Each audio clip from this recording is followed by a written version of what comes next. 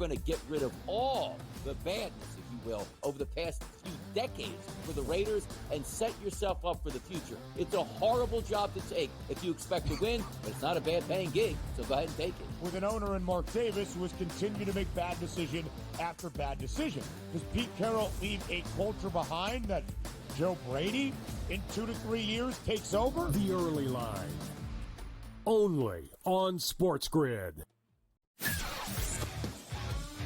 He did nothing for 5 weeks. So he's becoming his brother.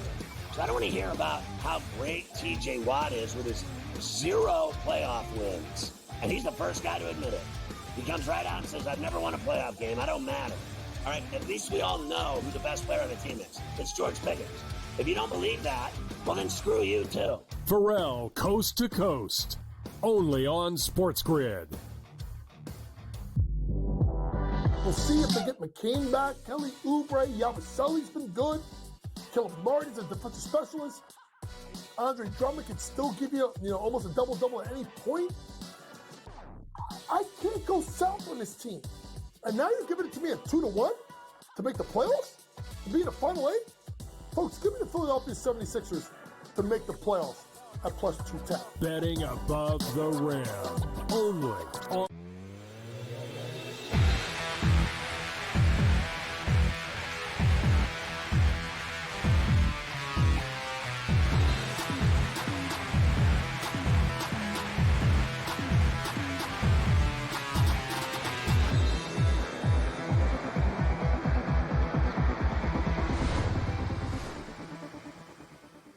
And welcome in. It's in-game live game day on a fabulous Friday evening. Scott Wetzel alongside Dave Sharapan as we take you to 10 p.m. Eastern time, watching, more importantly, betting on the world of sports. Ah, yes. The calm before the storm in the NFL for next weekend's Super Bowl, obviously. Calm before the storm in college basketball as well, with a great slate of games tomorrow. But we got a couple tonight. Decent slate of NBA games, Dave, to bet on. 4 hockey games. And, of course, it's a Friday. And that means we have the unwavering, undeniable, I'm not sure what, but not quite undefeated opposite picks coming up in an hour and a half.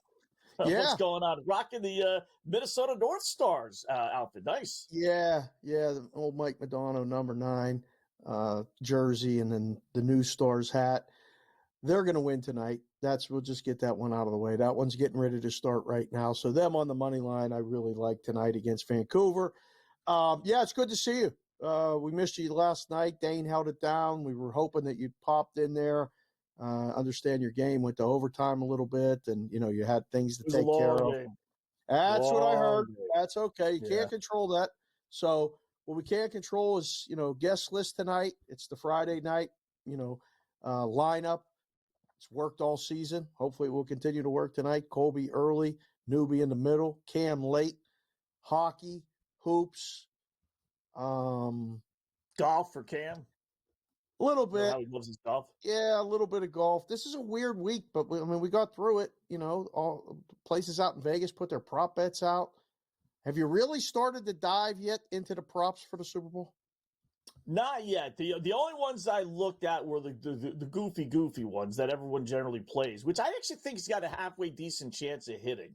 And those are those specials. Will a non-quarterback throw a touchdown pass? Will a quarterback catch a touchdown pass? Those goofy things. So, you generally get at least the one I saw was at least 28-1. So everything's generally around 50, 70-1. Will an offensive lineman score a touchdown? One of those things. But I think with Sirianni, as goofy as his is, Dave, with Philadelphia, the way he runs things, and Kansas City, Andy Reid's been known to do a goofy thing along the line as well. I think that one of those will actually hit this year, or at least have a decent shot at it. At least you have like a shot with these two coaches, knowing that they're not really ultra conservative. So if you play one, though, you got to play them all. There's about 5 of them, and like I said, they're all about 50-1. Right. It's picking and choosing which one to play, and I've seen people make that mistake so many times. They pick one, and they like the other ones, but don't play them, and then the other ones hit, or one or two of the, So you got to be very careful with that. We got to talk about college basketball, though, tonight. There's really only one game that's of significance that really is getting ready to start right now. Purdue and Indiana. This used to be such a big deal. I don't know if it still is in the state of Indiana. right? Like I remember Gene Katie, right? right, and Bobby Knight, and Right. like it felt like Purdue was always the B side of it. And like lately, Indiana, I mean, they're getting 12.5. That's a ton of points. Yeah. Friday night special game, kind of out of character for teams playing on Friday nights. I always like going against the norm. Right? Tuesday night, Wednesday night, Thursday night, Saturday night, yeah, okay. But when you kind of break from that mode and you play a Saturday afternoon game or a Sunday afternoon game, actually, or a Friday night, the kids aren't used to that. So it just kind of evens the score just a little bit. I would take a flyer on Indiana. Big game. They're on the bubble. If we could start, is this right around the time we start talking about bubble teams? I think it's a little early, but they need a couple of signature wins. This is their chance. Nationally televised game. I think you get a halfway decent effort out of Indiana. Don't love to play, but I would definitely wouldn't be laying 12.5 with Purdue. Okay. Well, what about you? I think I would lay 12.5 with Purdue. Is that the current line right now? Like I'm trying to figure a reason to make the case. Yeah. If the boys have the graphic, I'd say pop it up right now while we're talking about it. That would be pretty good. There it is. Okay. So it was 11.5. That's why I like to look at the graphic. You can see what it was because currently 12.5 in a bunch of places. 146.5. I think Purdue goes over their team total. I'm not sure Indiana does. This feels like this has the makings of a blowout to me. Well, Indiana, I'll give you some trends here. Indiana 4-2 against the spread, last 6 against Purdue. Nothing great, but okay. But Purdue 8-1 straight up at home versus Indiana, so they're winning these games. And Purdue 15-2 last 17 home games overall. So I don't think Indiana's going to win. But, like I said, I'm not strong on it, but I would just take it because it's a Friday night if you were going to play. I actually have another Friday night game that's going to tip off here. I won't have lines on this. Oh, yeah. Who needs Purdue, Indiana when you got Marist versus Siena? Oh boy. Oh, yeah. Love the Red Foxes versus the Saints. You put the glasses on for this one. All right. Marist. First place in the MAC, not the MAC, but the MAAC, Metro Athletic Conference, right? So they've won 11 of 12. They're in first place. They're either undefeated or 8-1, one of the two. Siena, 9-11, 4-5 in conference play. They're only 2-6 on the road against Division I teams, and I'm only laying 5.5 at home with Marist. That line should be like 9, 8, I would think. They don't blow teams out. I'll admit that. They play a lot of games in the 5, 6, 7 range, but I'll take my chances. I like the Red Foxes tonight, laying only 5.5 at home. Well, last game Saturday, last week, they blew out Canisius 70-47. So that was a big win. Okay. Wow, that was a pretty good case. Have they played yet this season, or is this the first time they've played? This is the first time they've played. Which I actually like that. Okay. All right. Unless they played a close game, then I would like it the other way. But I don't like playing on a team that blew the other team out. 6. So winners of 6 of their last 7, you said? Yep, they lost the Rider at home. That's it. All right, Red Foxes it is. Yeah. Red Fox. Red Fox was great, wasn't he? Oh, Sanford and Son. Oh, my gosh. Red Fox was the best. Oh, man. Elizabeth. One of my all-time favorites. Esther.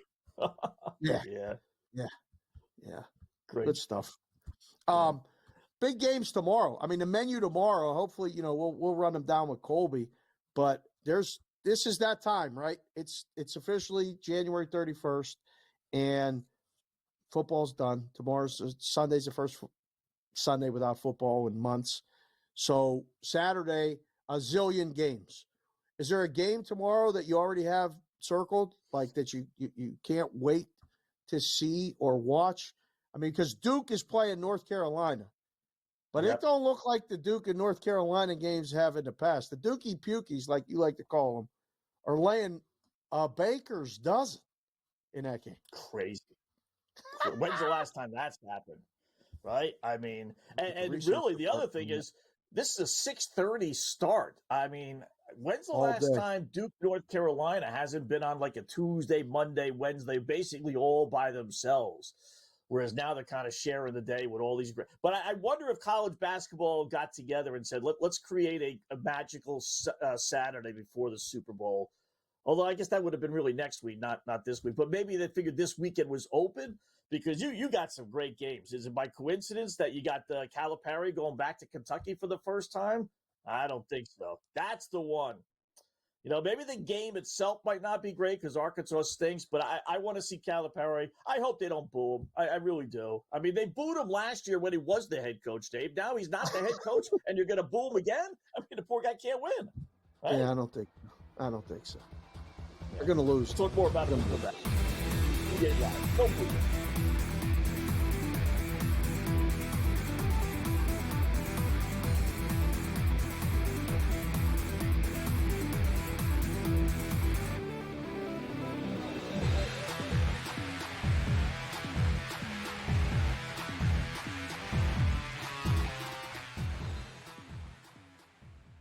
So my team didn't win this weekend, but I still did with this app that's taking over the game. Sports Millions Pick'em lets you make quick and easy predictions. Pick your favorite players, go higher or lower, and you can still win big even if your team loses. Plus, the multiplier is insane. With just a few picks, you can win big money. So get on it. They've got a welcome bonus to help you start off your winning streak.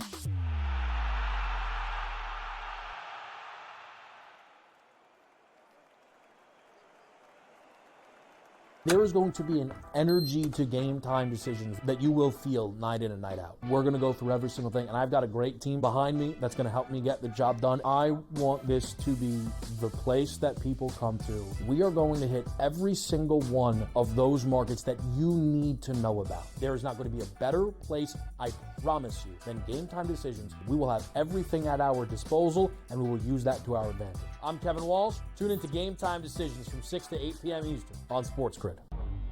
The two guys that can do it all. Too much electricity this morning. This is a good time. We're having a lot of fun. I had to do a triple take. Ka-ching! Why? Because of parity. I didn't mean to offend. Yeah, it's not going to happen. Load management is a dirty word. Let him rip. You know what? Circumstances provide the results. What? How do you do this one? Oh, Donnie, you got such a good show there. A network that is booming. The Early Line, only on SportsGrid. Your gut says Miami is going to win, and you should take the over. Your gut also said your NFT selfies would only go up in value. They didn't. But your head is on SportsGrid and knows the QB is in concussion protocol. The backup has a 45 QBR against the zone coverage. The New York D has the most sacks in the league.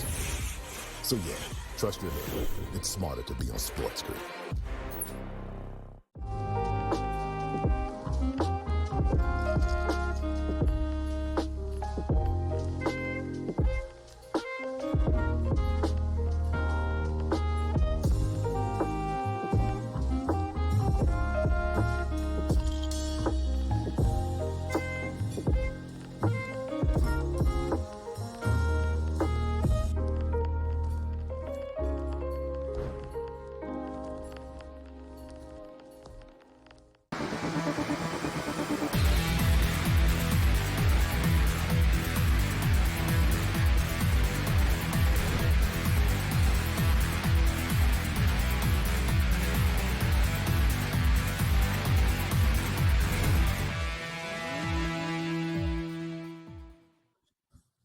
Welcome back. It is In-Game Live, Game Day here on the grid. Scott and Dave just getting underway. Full slate here on a fabulous Friday, breaking down the college basketball schedule, mostly for tomorrow. But, yeah, we got some great games tomorrow, right, Dave? I mean, I used to do this in college football where I kind of map out my plan.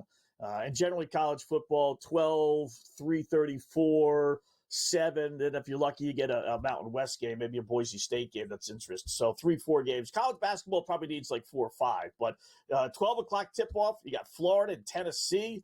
You want to throw in Auburn, Ole Miss at 2 o'clock. Then a 4 o'clock type of window, you got Kansas in action. Red-hot Michigan State team. Houston hosting Texas Tech. Both teams ranked. Texas Tech ranked now 22nd. And you got the Dookie Pukies at 6:30. UConn Marquette at 8 if you want to go there, and then the Kentucky game at 9 o'clock. So it's not to mention all the other games. You got Gonzaga tomorrow against St. Mary's too. A great WCP game, late game. Yeah, that's a late game. And there's always Hawaii late out on the island to get back. It's a midnight start Eastern, 9 o'clock Pacific. I love working Fridays in the book during this time of year because you put out the numbers for Saturday, and sometimes as the book, you have the numbers done, you don't turn them on until the morning, or you put them out. I mean, there was a couple years we put them out on Friday nights to be first. We had a guy literally drive from California with a suitcase full of cash, and we would give him $2 a side, and he'd play 47 games at $2 a side.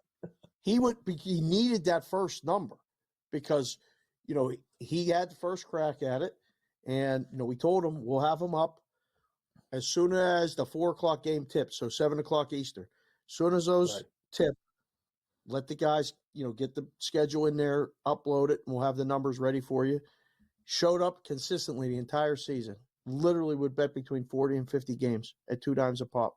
And he did okay, but he helped us shape the numbers. So it's fun. It's that time of year. And I'm with you. We'll be watching college basketball all day tomorrow. I mean, there's some great hockey games, don't get me wrong, and it's getting ready to go to this international tournament, whatever that's going to be. But tomorrow's all about the college hoops. You must have some fascinating stories. You don't have to answer this next question, but I'll preface it by I had a buddy at the Three-Letter Network that used to be a producer at WFAN, and I won't mention his name either, but I asked him, I said, man, you must have had some great opportunities. And he said, yeah, people have offered me not movie deals for him, but behind the scenes, write books to talk about, this #1 radio station, right? So point being, you must also have a lot of opportunities to write some books and tell some really great gambling stories, I would think, anyway. Oh, yeah, we're working on it. There's a lot of talk. There's things that, you live that life, and while you're living it, obviously you don't say anything. And then once everybody gets old, and I got a buddy named Richard Schutz who says, when your sources all start to move on, whether they pass away or retire to some faraway place, you can really say what you really want to say, so nobody can come after you and stuff like that. But I've been taking notes and keeping little itemized list of things to remind me. Oh, I remember that. Oh yeah, that guy did that. Yeah, there's when it finally comes out, hopefully we'll have a blockbuster. I mean, spending every day with you Monday through Friday here. That alone is worth a few. We got stories. Right? I mean, can you imagine the stories we got just from the commercial breaks and the this and the that? There's stories, and I think people would listen. Maybe we'll do fireside chats. Maybe we'll do little come hang out with us, and Vinny can produce it and help us get to and from the places. There's a lot of things we could do with this. Yeah, definitely. All right, hockey board. You like Dallas? They're just underway. Vancouver, no score. I did like the Buffalo over with not a lot, but on with Ranieri before. You went on with him. I gave out the over, so that's 2-2 after one. So that's looking pretty good. Dallas, Vancouver. Dallas playing well. Vancouver not really. Minus 174. And I want to ask you about the late game because that's got weirdness written all over it. But for these first two, you did like Dallas, huh? Yeah. I like Dallas on the money line and pull one of your moves. I tell everybody now all the time. I said, I co-host on In-Game Live Game Day every night to introduce me to kind of betting and regulation. So that's a good move with Dallas tonight, I think. The Nashville-Buffalo total seems so obvious. I was talking about it this morning with Carver on the hockey show. Said this game has to go over.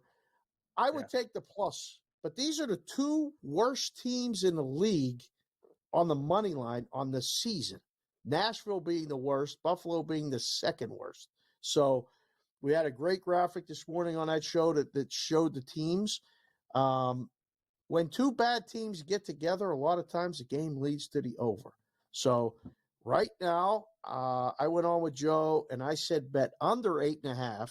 It is 8.5 right now. but it's plus money. Would you bet under 8.5 in a 2-2 hockey game with these two teams?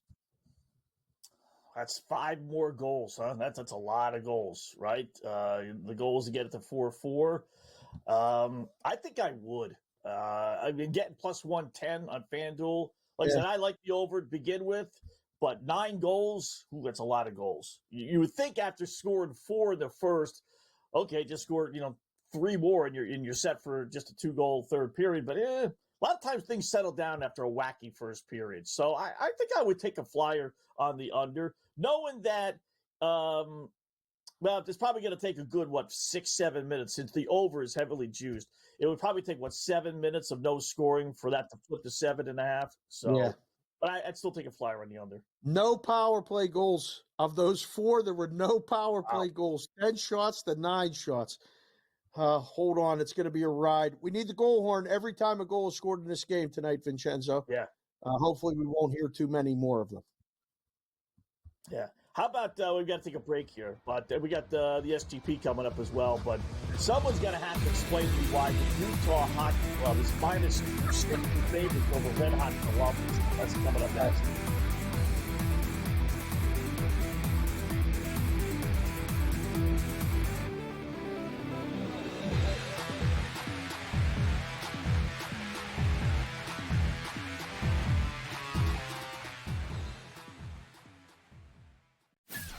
This guy Ovechkin, how he was injured and missed all that time, and the fact that he's still on pace to pass Gretzky. I think everybody's rooting for Ovechkin at this point in time, and I think he'll do it as well. So it's a feat that no one ever thought Scotty would be broken. It's going to be broken, and it's probably going to be broken because he's not going to stop shooting. Pharrell, Coast to Coast, only on SportsGrid.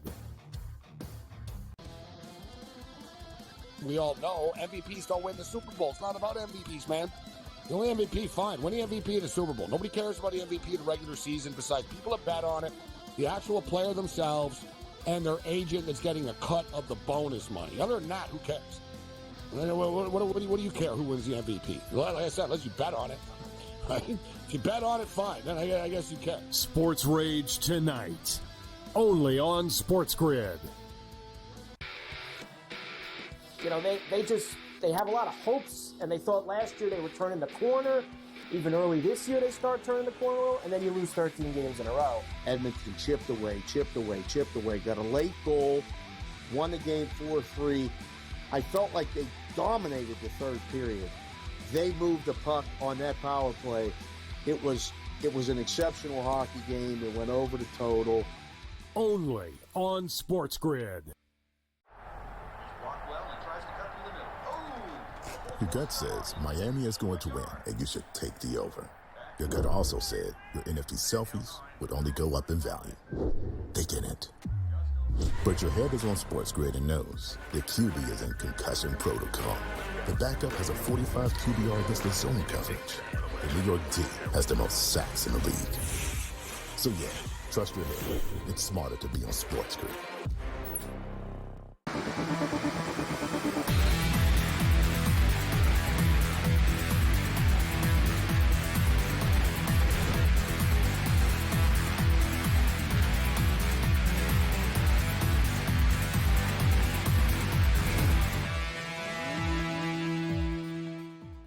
All right, welcome back in Game Live. Game Day here on the grid. 24 past hour number 1. Scott and Dave on a fabulous football without football Friday. You know what we do have, though? SGP, same game parlay.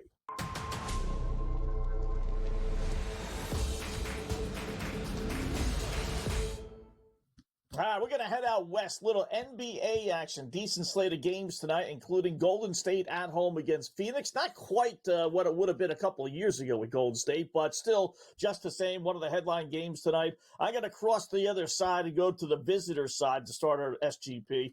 Give me Phoenix laying to 1.5 at Golden State. You know, I watched that Golden State team the other day. They beat OKC. Give them credit, but, man, they did not look good. Steph Curry looked old, slow. It was just one of those games where OKC was missing all their threes. It's not like Golden State played great. So I don't think they're a very good team. I just don't. So give me Phoenix. They won 8 of their last 11, laying 1.5. I'm going to go under 228 Phoenix and Golden State. Golden State's had a couple of overs. I will say this, but for the most part, they're an under team. 22-12 under last 34 games. They can't score. They just don't have any shooters. Simple as that. And Phoenix 16-6 under their last 22. So as much as I hate playing unders on Fridays and Saturdays because no one plays defense on those 2 days, I am here. Give me Devin Booker plus 6 assists. So he averages 6.5. We got to lay a little juice. I didn't want to go to 7, so we'll go 6 assists at minus 180. We'll take Bradley Beal over 12.5 points. You know, he's been up and down. Some days he gets 20. The next day he gets 5. I think he'll get 13 tonight. And then the last leg will be Steph Curry under 24.5 points. And I do say under. He only averages 22, and he only had 21 last game. So in a game that I think is going to be a lower scoring game, give me his under, believe it or not, and it pays $11.60, Dave, $11.65. Wow, this is different because a lot of times we're thinking the same and we're on the same sides and this and that, but this might be an opposite picks, same game parlay for me. I like Golden State. I like the over. The props look okay. I don't know. Maybe I'm a little bit. I don't know if I'm a little bit salty about Phoenix, but I really thought they were going to win the other night against Minnesota, and they talk about not look good. Yeah, just couldn't get the lead and just kept chasing. And I don't want to say that like Golden State may have just found something. Maybe they build on momentum. I like them tonight. I thought they would be like -2. But again, I don't know if everybody's playing, everybody's not. I like the over. I think this is one of those Friday night games where they don't play defense. So hopefully I'm wrong. You're right. Hit the same game parlay. But yeah, this is weird. Opposite picks is until the second half hour. In the second hour. But I feel like this is a little opposite picks. All right. Yeah, I just like I said, watching Golden State play for a half the other night against OKC in a game that they won. Yeah. Steph looks slow. He's missing. He wasn't even taking shots. I won't even say he was missing them. He was he couldn't get open. I mean, it's not that difficult to guard him anymore. I know he's banged up a little bit, but I just didn't. I walked away like, wow, this team is done. So I know Phoenix been playing a little bit better, but it's not a great play. Another goal. Nashville 3, Buffalo 2. So wow, that was, and Dallas already scored. So that's good for the home team with that one. But the in-game total is now 9.5 in the hockey. We are in for a white knuckle ride. Yeah. The rest of the Buffalo's been known to do this on Friday nights. Right? There was a couple of games this year where they've had like 7. I think Montreal was one game where they just had 6-5, 7-5 scores. So this might just be one of those games. So let me throw this. Now I know you know the answer to this, but I'll pretend that you don't. Right? So you give me the line and the favorite. I have one team that is 9-3 their last 12. I have another team that's 5-13 their last 18. Okay. I have one team that has beaten that other team 6 of the last 8, 6-2 at the other team's home facility. Okay. And I got the whole hockey. Okay, hockey. Okay. And I got the home team 4-13 their last 17 home games. Home team, small favorite, maybe -130 or -140. Yeah. -260 right now on FanDuel. Utah versus Columbus. Wow. Makes those calls. Even with a back and forth, no sense whatsoever. Home again, college hoops coming up next.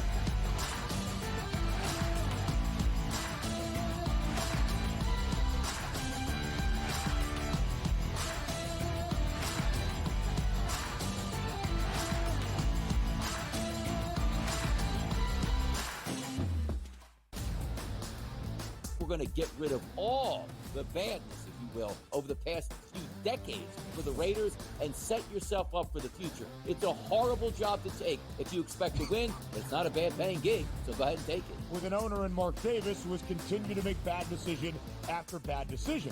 Does Pete Carroll leave a culture behind that Joe Brady in 2 to 3 years takes over? The Early Line. Only on SportsGrid. He did nothing for 5 weeks. So he's becoming his brother. So I don't want to hear about how great TJ Watt is with his 0 playoff wins. And he's the first guy to admit it. He comes right out and says, I've never won a playoff game. I don't matter. All right, at least we all know who the best player on the team is. It's George Pickens. If you don't believe that, well, then screw you, too. Pharrell, Coast to Coast. Only on SportsGrid.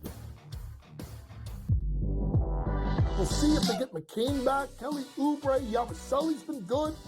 Caleb Martin's a defensive specialist. Andre Drummond can still give you, almost a double-double at any point. I can't go south on this team. And now you're giving it to me at 2-1 to make the playoffs? To be in the Final 8? Folks, give me the Philadelphia 76ers to make the playoffs at plus 210. Betting above the rim. Only on SportsGrid.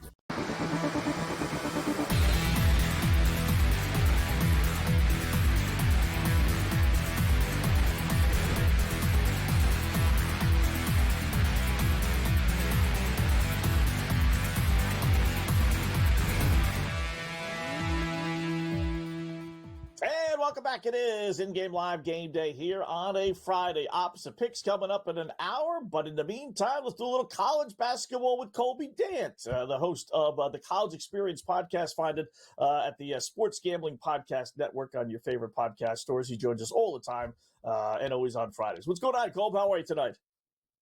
I'm good, man. I took my dog for a walk, and maybe I got booed after this Kent State pick I put out earlier, just like Calipari. Just like Calipari did in Lexington, and now he's coming back tomorrow. I can't wait. Let's go. How you guys doing? They're not going to boo him, are they? They're not going to boo him tomorrow, are they? They booed him last year when he was the coach. And now he's not the coach, and they're still going to boo him? I mean, the guy can't win for losing. Yeah, I mean, it's Kentucky. They if he thought that the treatment was tough when he was walking his dogs, as he mentioned in his Arkansas press conference, good luck tomorrow, Coach. But yeah, I mean, it should make for high drama, though. Before we get to tomorrow and a big slate of good games, it's basically one game, despite the fact that you two are on opposite sides of the Marist-Siena matchup later, which who would have thought that?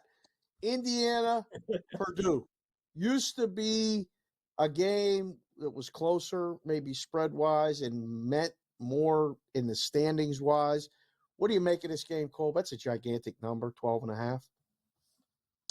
Yeah, I mean, I feel like if Scotty Farrell just has brainwashed me to take Indiana. No, but I took Purdue. It's tough to come on these very airwaves, but I just don't know about Indiana. They went out and bought an NIL team, with all their money, because Purdue went to the national championship last year. They thought, hey, we got to go out, and they didn't address the coach. And you got your own home crowd saying, fire Mike Woodson. You got their best player staying out late at the nightclub there in Bloomington. They suspend him. So I just didn't have a great feel on the game. I thought it was too many points. If any other year, I would say it's too many points because of this rivalry game. But today I actually took Purdue just because I thought I got no idea and really the rest of the way. But hey, the Hoosiers are up right now, right? 27-26. Yeah. Not bad. All right. So you like that one. How about tomorrow? Any other games tonight that are in progress that you like before we get to tomorrow? I mean, right now in game, I would say, you might want to take a flyer on St. Louis. They've been battling back. They were down big earlier. I see that in games at 4.5. That place is pretty packed, and I do think that team is getting better. They went out and got shirts. The head coach from Indiana State, who brought over Robbie Avila, aka Salt Frazier, and they brought in a bunch of transfers. So I do think as the season progresses, you're going to see that team get better and better, where Dayton has kind of been Dayton the other way around. After that Maui Invitational, I was convinced they were going to go to the Sweet 16. And ever since then, I'm like, I don't know about this team. They're playing terrible on defense, which is un-Anthony Grant-like. So jump on the Billikens, I think. Florida and Tennessee, 5 versus 8 in the country. Tennessee favored. Total looks a little bit low to me, but I think under. I haven't decided yet about the side. I'm leaning Florida. How about you? I'm actually loading up on Tennessee. I've already loaded up on Tennessee. Now the logic was this: I was on Florida when they went to the Swamp, and Florida embarrassed them. It was like a 32 point win, something like that. And Tennessee ain't been right since. They've lost. They lose at home to Kentucky. You're telling me they're going to lose back-to-back home games? I think it's a good spot for them to right their wrongs, especially having played them so recently. Now, obviously, kind of need to know that Zakiya Ziegler is going to play. Is a game time decision.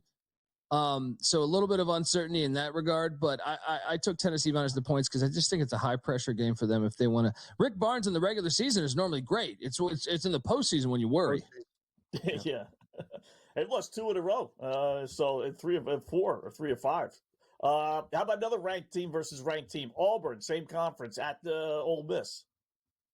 Yeah, I went with Ole Miss. I know, you could say, well, Chris Beard's off of the Texas game, and he was at Texas, and coaches had said some kind of interesting remarks regarding him, so it might have been a personal game for him. But Auburn, to be honest, they covered LSU in Baton Rouge by a half a point. They probably shouldn't have covered that game. And Ole Miss, I do believe they have the blueprint. You saw them beat Alabama at Alabama. They can make you feel uncomfortable. I expect them to double Janai Broom on a lot of stuff. I'm going to take the points at Ole Miss. I think it might not be that crazy to sprinkle the money line for potential upset because Auburn's not going to lose at the Jungle. It's going to come on the road somewhere. Right. Big 12, Iowa State.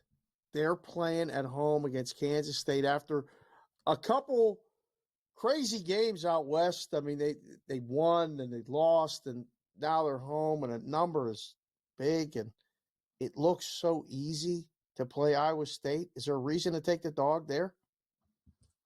Well, it's a rivalry game. You guys, they call it Farmageddon is what they call this rivalry. But I'll take a. Kansas State went and spent a bunch of money, much like Indiana, and they just haven't been able to really put it all together. But they have won 2 in a row, and they won decisively against Oklahoma State. So maybe talent-wise, they should be able to stay within this number. But I will say, this home edge is one of the best, one of the most underrated in college hoops. I'm going to take the 15.5 though, and hope that they have kind of righted their wrongs from earlier in the year. And I still think Iowa State cruises, but give me like a 10-point win by the Cyclones. All right. Willing to lay 9.5 with Houston at home against number 22 Texas Tech.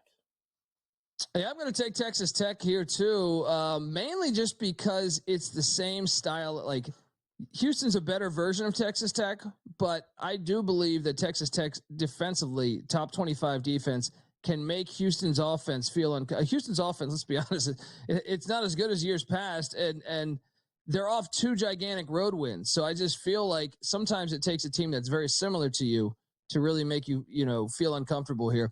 I still think they get the win, but I think Texas Tech can stay within that number just based on the style of play. They're kind of mirror images of each other, but Houston's just a better version of it. I must say the green is really, you're looking good tonight, Cole, with the green. I mean, we didn't even talk before. Little green with envy, North Carolina might be with Duke, because my goodness, nothing is going right for North Carolina. Duke is a 13.5-point favorite. North Carolina is playing every game. I think they're 1 game away from actually not making the tournament. I don't think they're going to make the tournament this year. And I don't think they have a shot in hell tomorrow against the Dookie Pukies, like Wetzel likes to call them. What do you think? I just have a rule in this game. Give me the points at all times. Like, I know Carolina has looked terrible. I mean, Stanford went into Chapel Hill and beat them in that epic rivalry game, conference game. And now, they're 13-9 or 13-9. Hubert Davis, you're about to be fired.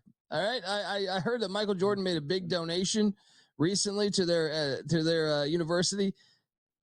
You better win this game, or you better at least give a respectable performance here. And another thing is Duke's got so many freshmen that don't know what this game is, where Carolina has veterans, and these veterans have been playing bad all year, but I'll take a shot on them knowing what this means in that area, in the triangle there.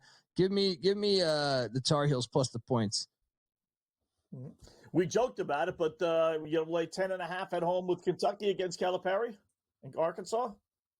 I feel like I'm saying every dog tonight, but I got to take Arkansas here too. I mean, I feel like Kentucky's a little overvalued. They were not missing any shots at Tennessee. You telling me they can sustain that? You look at some of the other outings they've had against decent teams, and Arkansas is not good, but they're talented. So give me the points. There you go. Well, some winners hopefully from Colby Dan. Check out his podcast, the College Experience Podcast. Cole, great job, man. Have a great weekend.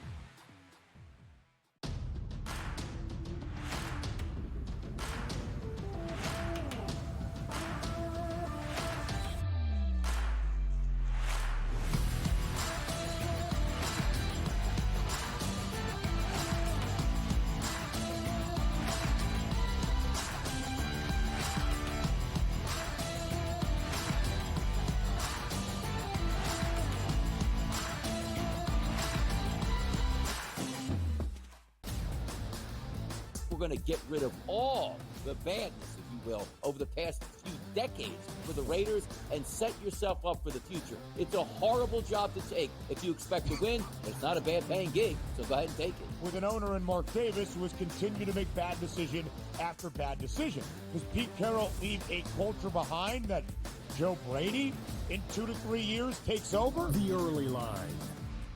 Only on SportsGrid. He did nothing for 5 weeks. So he's becoming his brother. So I don't want to hear about how great TJ Watt is with his 0 playoff wins. And he's the first guy to admit it. He comes right out and says, I've never won a playoff game. I don't matter. All right, at least we all know who the best player on the team is. It's George Pickens. If you don't believe that, well, then screw you too. Pharrell, Coast to Coast. Only on SportsGrid. We'll see if they get McCain back. Kelly Oubre, Yabusele's been good. Caleb Martin's a defensive specialist. Andre Drummond can still give you, almost a double-double at any point. I can't go south on this team. And now you're giving it to me at 2-1 to make the playoffs? To be in the Final 8? Folks, give me the Philadelphia 76ers to make the playoffs at plus 210. Betting above the rim. Only on SportsGrid.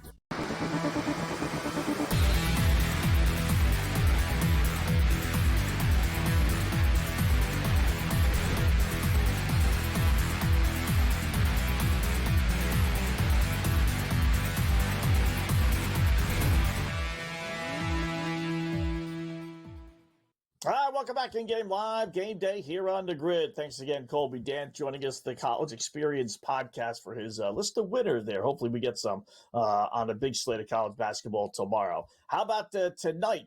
Let us see where we have another goal. Yep, 3-3. Nashville 3-3. and Buffalo. Wow. 3-3. The total's 9.5. Under -190. That 8.5 is going to be a sweat. I don't think this. I said the game would finish 5-3. I hope it finishes 5-3. I hope it doesn't finish 5-3 at the end of the second period. I mean, it's 3-3 with 5 minutes to go. Big trouble. Big trouble right now. Big trouble. Not good. At 9.5, boy, you got to get 4 more. I don't know if you're going to get 4 more goals, but as the goals amount, Make it always 4 add on one. This is ridiculous. Yeah. If you want to go with the over, you need to get one more, I would think, in this period. Get it to 4-3. Then you got to have 5-3. And then you got to have 5-4 and then the empty netter.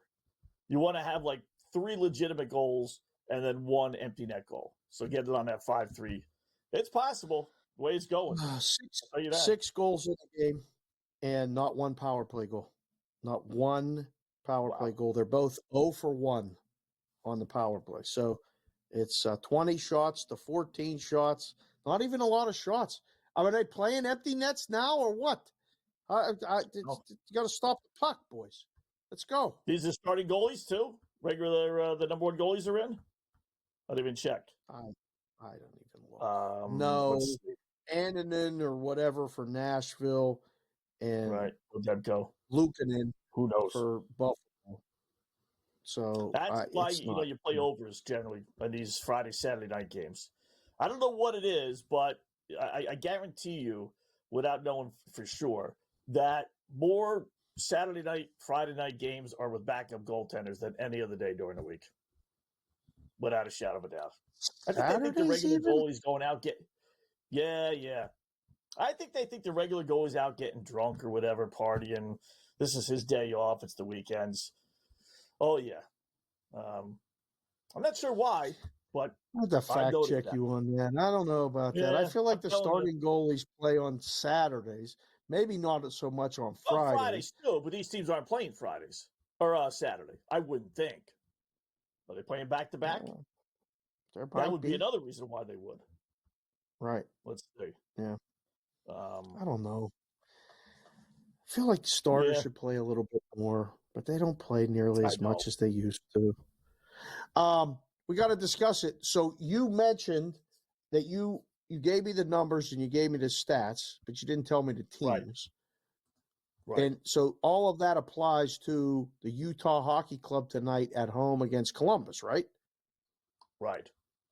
Yeah. Utah is a minus 260 favorite. Columbus is 9-3 their last 12. 4-2-1 on the road, their last 7 road games. So they're playing well on the road. They're 6-2 on the road against Utah/Arizona. And Utah is playing lousy hockey, 5-13, their last 18 overall. And forget about being at home helping them, 4-13, last 17 at home. And yet they're minus 260 favorite over, I won't say red hot, but, hot Columbus, 9-3 last 12. Right. What gives? The back-to-back. It's the back-to-back. They were in Vegas last night and played an overtime game, played a great road game. Watched a lot of the game. Super impressed with Columbus and what they're doing. I mean, really played – all the lines played really well. So does that say 9-8-1 to the under in the last 9 games? Yeah. Wow. Played great defense. All right. Yeah. They were great last night. Like, really, it looked like a playoff game the way they played.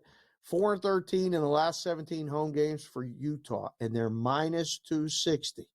I don't want to put the black cloud on it, but my goodness, this can't. This has to be Columbus plus 1.5. They're the best team to the under. They got the most, second to most, or second, third, or fourth. I can't remember. Washington's has the best record against the money line in the NHL, and I believe Columbus is third. So, yeah, that looks like an obvious play. Columbus plus 1.5. Columbus maybe on the money line, take a shot. Columbus. Yeah. I looked it up. So they are 0-7 on the second day of back-to-backs. Not only is Columbus, 0-7, they have one game where they lost by 2 goals.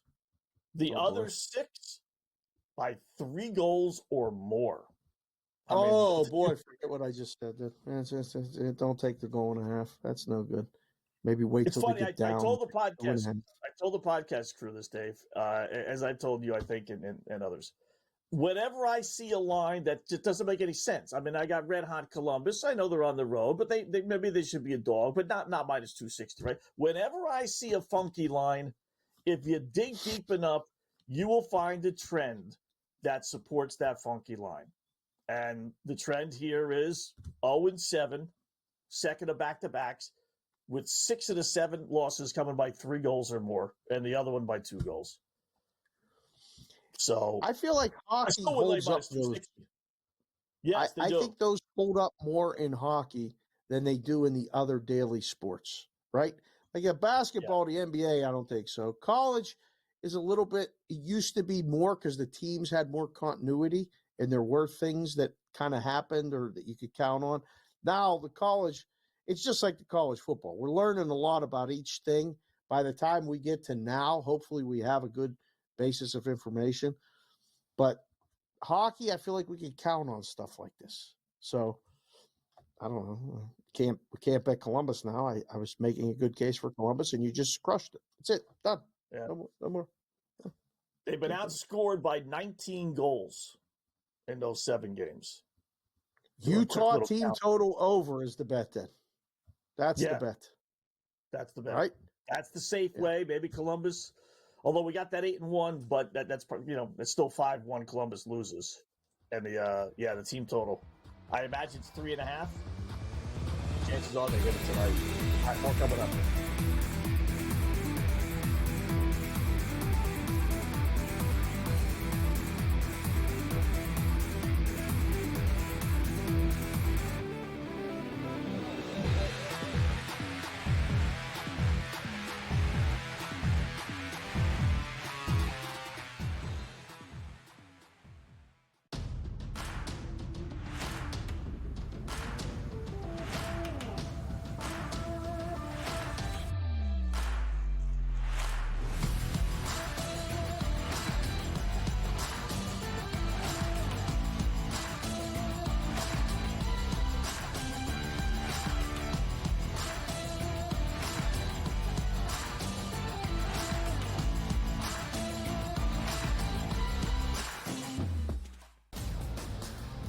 We're going to get rid of all the badness, if you will, over the past few decades for the Raiders and set yourself up for the future. It's a horrible job to take if you expect to win, but it's not a bad paying gig, so go ahead and take it. With an owner in Mark Davis who has continued to make bad decision after bad decision. Does Pete Carroll leave a culture behind that Joe Brady in 2 to 3 years takes over? The Early Line. Only on SportsGrid. He did nothing for 5 weeks. So he's becoming his brother. So I don't want to hear about how great TJ Watt is with his 0 playoff wins. And he's the first guy to admit it. He comes right out and says, I've never won a playoff game. I don't matter. All right, at least we all know who the best player on the team is. It's George Pickens. If you don't believe that, well then screw you too. Pharrell, Coast to Coast. Only on SportsGrid. We'll see if they get McCain back. Kelly Oubre, Yabusele's been good. Caleb Martin's a defensive specialist. Andre Drummond can still give you, almost a double-double at any point. I can't go south on this team. And now you're giving it to me at 2-1 to make the playoffs? To be in the Final 8? Folks, give me the Philadelphia 76ers to make the playoffs at plus 210. Betting above the rim. Only on SportsGrid.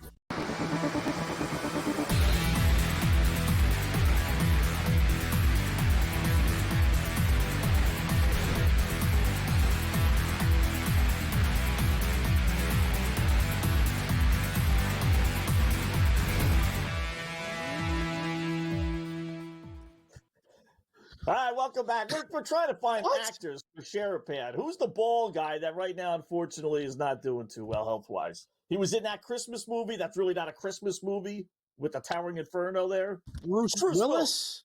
Yeah. You couldn't think of Bruce Willis's name? Well, I just didn't I? Bruce Willis, yeah. I mean, I got all these things in the brain here, So it's Bruce Willis. I've been told Woody Harrelson, and he could pull Woody a couple things Harrelson would off, be a good one, right? Yeah, Yeah, be a good one. Yeah, he's a little too psycho though. Well, you talk about a guy that transitioned from like being the dopey bartender in Cheers to like being like, whoa, he's definitely done that. Yeah. So, without a doubt, he would be good. Well, yeah. It'd be good. Yeah, there's a couple. We've talked about it. Give the people what they want right now, Kelly please. Just Savalas, give but it. he's not around anymore. So He's not around anymore. I know. So we can't have a dead guy playing you. Let's pick someone that's alive at least. We don't require a lot, but being alive is one of them. All right, Black Cloud, play of the day.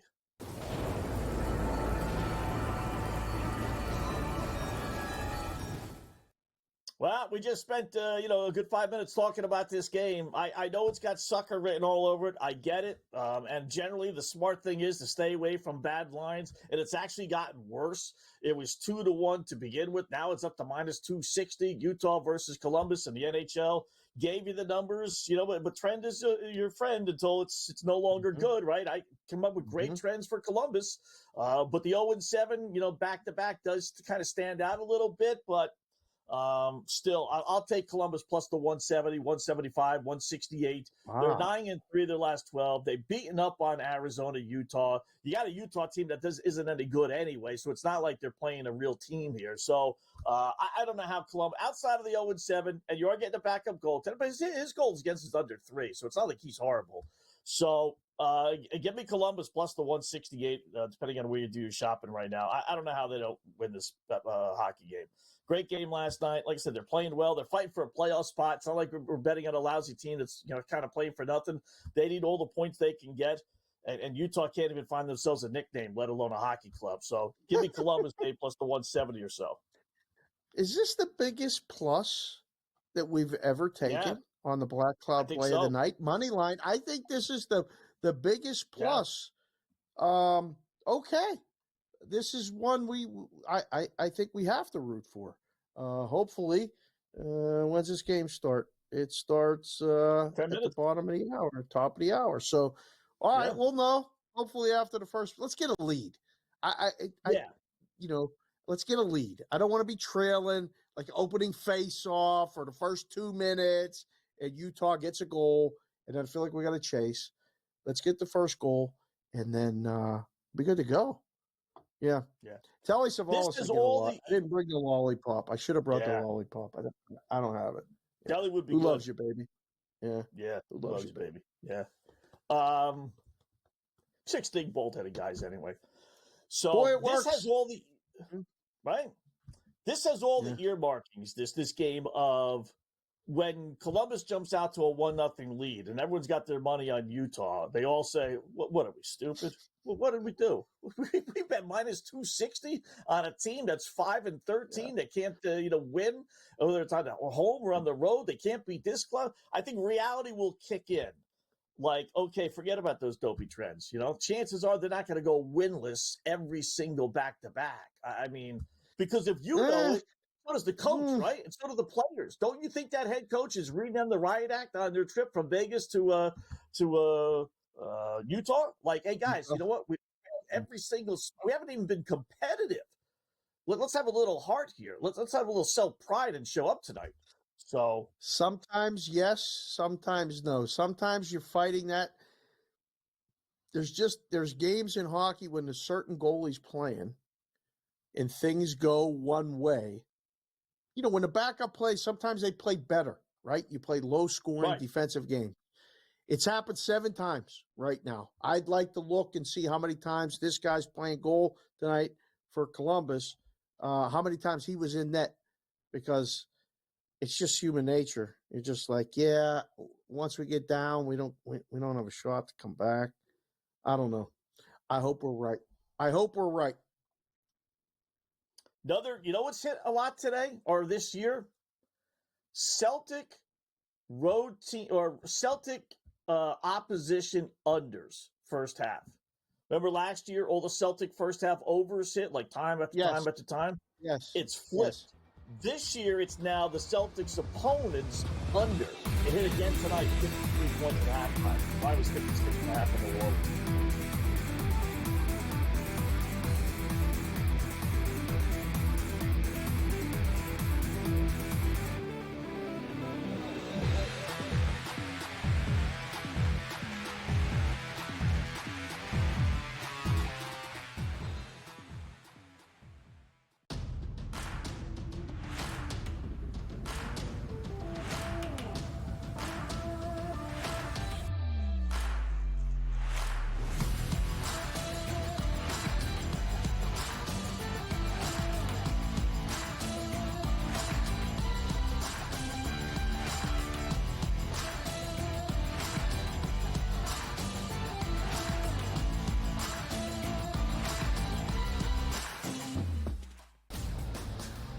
We're going to get rid of all the badness, if you will, over the past few decades for the Raiders and set yourself up for the future. It's a horrible job to take if you expect to win, but it's not a bad paying gig, so go ahead and take it. With an owner in Mark Davis who has continued to make bad decision after bad decision.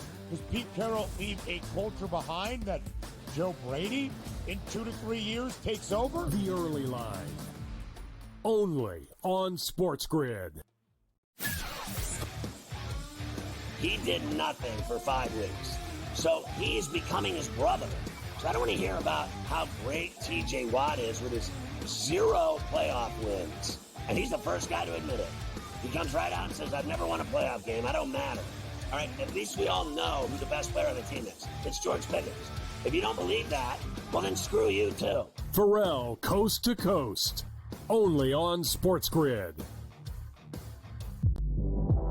We'll see if they get McCain back. Kelly Oubre, Yabusele's been good. Caleb Martin's a defensive specialist. Andre Drummond can still give you, almost a double-double at any point. I can't go south on this team. And now you're giving it to me at 2-1 to make the playoffs? To be in the Final 8? Folks, give me the Philadelphia 76ers to make the playoffs at plus 210. Betting above the rim. Only on SportsGrid.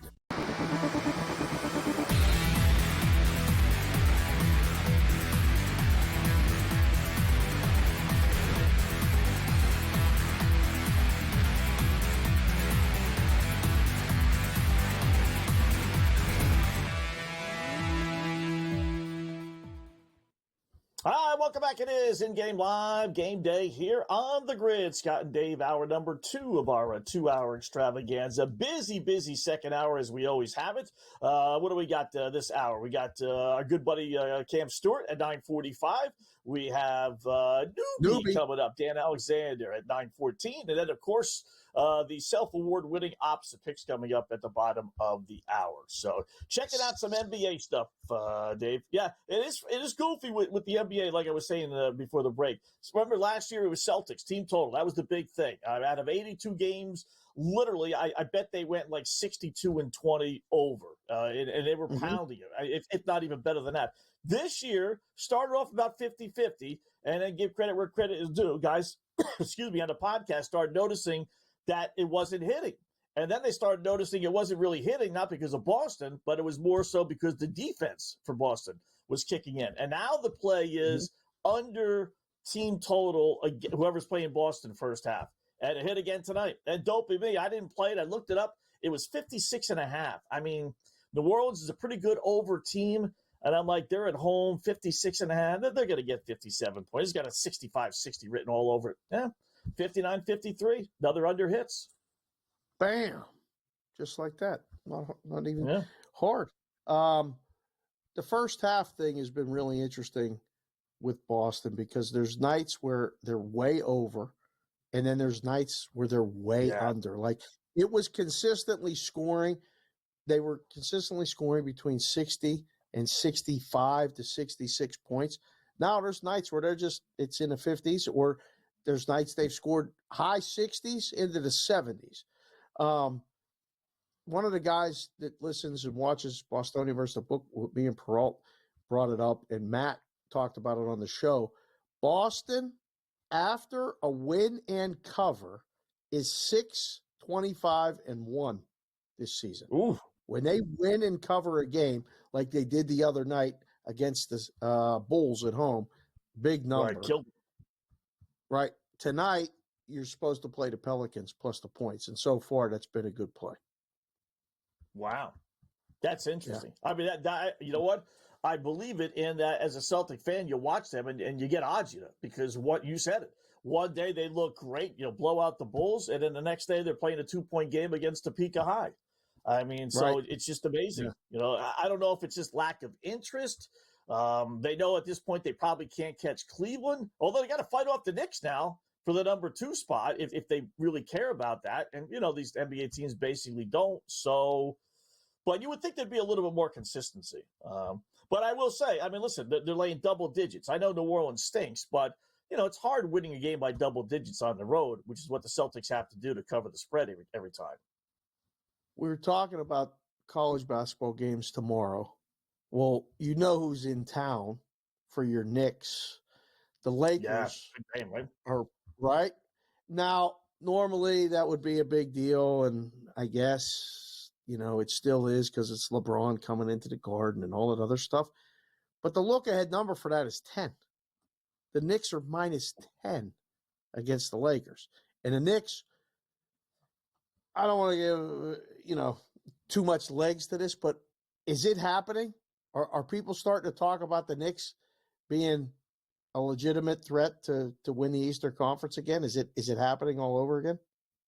Yeah. Oh, it happened before this season. The moment they traded for Cat, they thought, okay, they're getting themselves the greatest player in the world. And it's real, to be fair, it's worked out. It really has.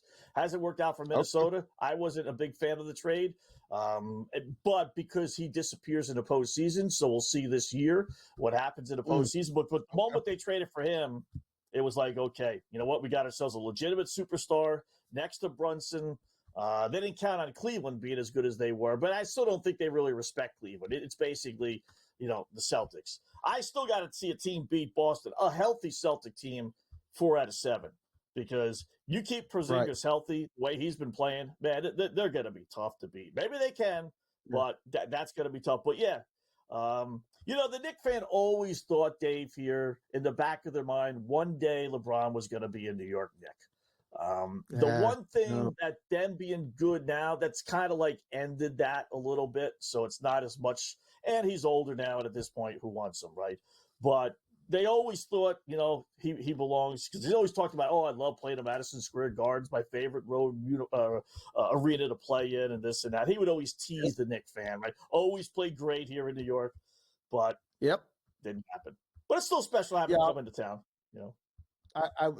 Dane filled in for you yesterday and kind of hyped up the Knicks. Dane likes when the New York teams are good. He's all ready for baseball season and the Yankees, and didn't really hype up the Mets too much, but he was really, really excited about where the Knicks are right now. I don't know if he doesn't really like the Mets. He kind of dismisses the Mets. I don't like the Mets. Right, but Yankee fans that are diehard Yankee fans, they're not big fans of the Mets. Yeah. The two sports that don't, coincide with each other. You can't be a Yankee and Met fan, and you can't be a Ranger and Islander fan. You could be a Jet and Giant fan. You could. They really play. Who cares? You could be a Brooklyn Net fan and a Knick fan, I suppose. But no one cares about Brooklyn anyway. But those are the two sports you can't. Yanks and Mets, you can't do that. Just can't do that. It's so funny because it's unanimous. Like, I haven't heard anybody say anything different about the Nets. Like, nobody cares about the Nets. They just exist. Even if they get good, they won't care. That's it. It's inconsequential. Nobody even cared. Yeah, even when they had Kyrie and Durant. Now, they were never really great, but, they made the playoffs, but it never lived up to the hype. But did they really have any kind of impact in it? Nah. The Knicks being bad is a bigger story in New York than the Nets being good. That's how it is. Okay. That's kind of the nature there, though. You guys in New York, you love the bad. It's hard to get behind the good. You had a lot of bad. Jets, bad. Giants, bad. For a long time, Nets, yes. Knicks have been they were bad for a long time. The Rangers have been good. The Islanders have been middling, I guess. The hockey's been okay. But the Devils really been the best team in the metro area for a little while now. Yeah. Nobody cares about that, right? That's not even a New York thing. New York. Yes, that's completely. When the Devils were winning championships, a little, because the Rangers were good. Those were the Messier days. So there was a nice little rivalry there between the Devils and the Rangers. But if the Rangers aren't any good, then no, the Devils could win 5 Stanley Cups and it won't make any impact in New York. New Jersey, obviously, but not in New York. So it takes a little, impetus from the New York side to create that little rivalry. So, but yeah, that'll be nice. That'll be, good to see the Garden buzzing. And you know, when the Lakers come into town, you'll get your Jerry West versus Jerry Lucas stories, and you know, the old time, you know, Willis Reed limping out of the locker room like we haven't heard that 10,000 times. Yeah. Yep. And poor Jerry West failing once again. Vinny hit yeah. it. Hit it, Vinny. Give me another one. Yeah. This got it. Vancouver though. Vancouver scored to tie. Oh, Vancouver. So, okay. Yeah, so it's 1-1. They're still in the locker room for Nashville and Buffalo. So all right, we don't have to worry. We'll take a peek at that when we come back. All right, in-game Yeah. live game day here on the grid continues in a sec.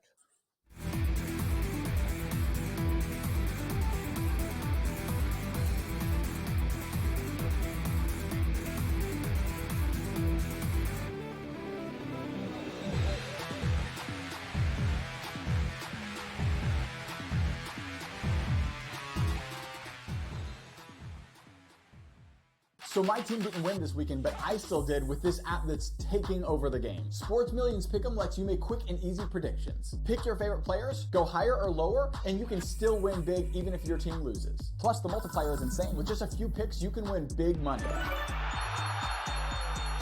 So get on it. They've got a welcome bonus to help you start off your winning streak.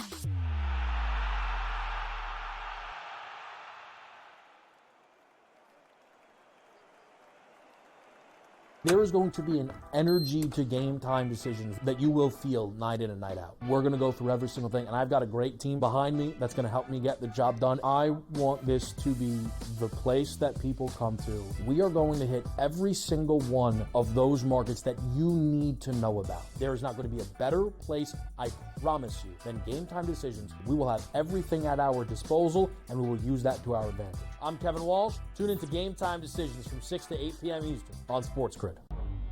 The two guys that can do it all. Too much electricity this morning. This is a good time. We're having a lot of fun. I had to do a triple take. Ka-ching!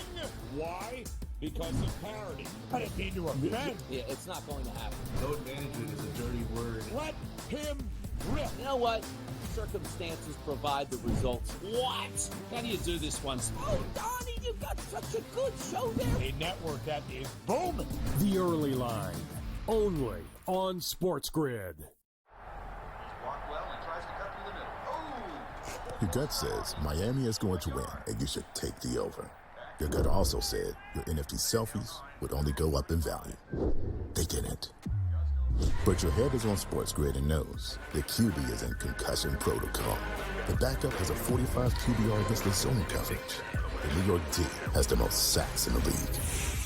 So yeah, trust your head. It's smarter to be on SportsGrid.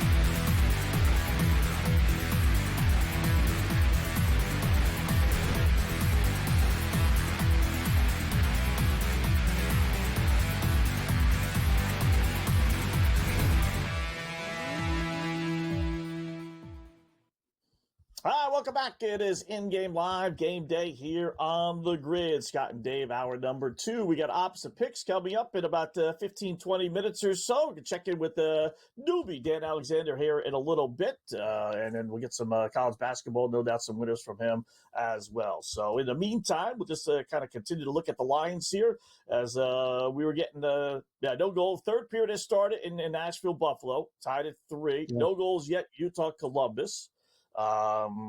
And are we set with Dan? Yes, no? Oh, okay, cool. There. All right, with that, it's good. All right, let's bring in our good buddy Dan Alexander, newbie to the program, as he joins us every Friday. What's going on, Dan? I'm doing terrific. I told the folks tease Buffalo up last week, tease the Eagles down. Now, one of those legs we didn't really need to tease. Maybe we should have pushed the Eagles up. but that was also the breath that I said was, why not outline them? I loved the Eagles last week, absolute slam spot, and I recovered from the game, gentlemen. I am here. I was good to go. No flight delays on the way back, so all is good in the hood for sure. But man, did they look good? Whew. What Gonna be was hard that to replicate. celebration like? What was the celebration like? Because you and Brother Robert looked like you were having a good time and you were out on Broad Street. All that. What was going on there? So here it's kind of like twofold because it was cool. Don't get me wrong, but I was there when they won the Super Bowl. So I was there for a Super Bowl celebration. So it kind of struck me like it was cool. Don't get me wrong. Like I love it. Get out in the streets, have a good time. For all intents and purposes, it seemed like it was relatively safe outside of one unfortunate situation. But it kind of felt a little bit more like amateur hour to me, Dave, because like it's the NFC Championship game, and we're gonna be really pouring into Broad Street after the NFC Championship game. Like let's get the Super Bowl and then let's party on Broad Street. So I think you're right, Dave. I'm getting a little old. I'm getting a little bit jaded because I'm like, yeah, let's have some fun, but to have this many crazy folks out for an NFC Championship game, we ain't talking Super Bowl quite yet. Felt a little amateur hour to me. So I know some Philly fans are going to take exception with me, Scott, there, but felt a little amateur hour. Act like you've been there before. They've been there a lot. Exactly. It's like going out on a date on a Saturday night. Really? On Valentine's Day, no less. So I did. It needs to be the same total fans that'll be booing next week, right, when they lose. So when they lose, is that the early feel, Scott? Is that the early feel, Scott? I'm not sure, but I will say this, Dan. How do you feel about this? You've been wearing red all week. In fact, I just noticed that. You've been wearing red all week. I have been, right. But I will say this. Philadelphia's A game is better than Kansas City's A game. So, to me, it all depends on Jalen Hurts. If he's completely healthy, which he seems to be, and he plays really well like he did the last Super Bowl, I think they win this time. So, to me, Jalen Hurts is the key to it all. Mahomes is going to be good. We know we're getting out of Kansas City, but I don't think Kansas City is going to score 30. So, if Philadelphia can score 27-30, Hurts plays well, they win the game. So, yeah, I mean, I really like that breakdown because for me, too, that's the X factor because as far as, I mean, games aren't played on paper, right? But on paper, every single position. This is why I like the Eagles so much against Washington because every single position, outside of, you can even put tight end to this discussion simply because Travis Kelce is getting up there a little bit. The Eagles are better at every single possession, or at least just as good at every single position, except for quarterback. And that's the ultimate difference maker because so much of what you hear with Kansas City is the Patrick Mahomes effect. You know what I mean? It's like they don't really have any crazy playmakers. So it's that guy lifting all the tides. So you kind of do devolve it down to a quarterback versus quarterback game. And, we do have some props to give for the folks. We got some plays to give for the folks. But there was no way. I was not shocked at all to see the 1.5, and I wasn't shocked to see, if there was any early money that pushed it towards Kansas City. It's been bouncing around, obviously went back right towards there, but there was not a sports book in the world, Scott and Dave, that 2 years in a row were they going to say, I think we make Kansas City the dog here again, guys. What do you say? Despite the fact that the Eagles did clearly look much better, but there was no way that you could open it Eagles 1.5. So I wasn't surprised at all to see that 1.5 favorite for Kansas City. That's exactly the line that I would make it. But I do lean towards the dog. No surprise there. We'll get to the props after the break and put them out there, at least into the universe today. Some early props, because we'll talk next Friday, or some early props, Of course. But the total is really interesting because I don't know. We've been talking on cash considerations. We've been talking a lot via text and all this other stuff, and between other shows. I like the over. I really think that Philly's going to be able to move the ball and score. I know that there's somebody going around Vegas betting 50,000 a whack on the under, trying to drive this thing down. Really? Yeah. There's somebody going around town betting 50,000 in places that don't normally take it, but it's a Super Bowl, so they're firing. How do you see the total? Well, see, here's the thing for me, and Scott kind of touched upon it there. It's more of the what does Kansas City get in this instance? Because you know what the Eagles are going to want to do. They're going to want to rush the ball, but you've seen with this offense, just because they're rushing the ball doesn't mean 3 yards in a cloud of dust football where they're killing the clock, not these crazy long possessions, because you have the home run hitter in Saquon Barkley that can go to the house and make a house call at any moment. So that's where the math equation starts coming in. Now, heading into that Washington game, I liked the Eagles' defense in being able to stifle what Washington was going to do.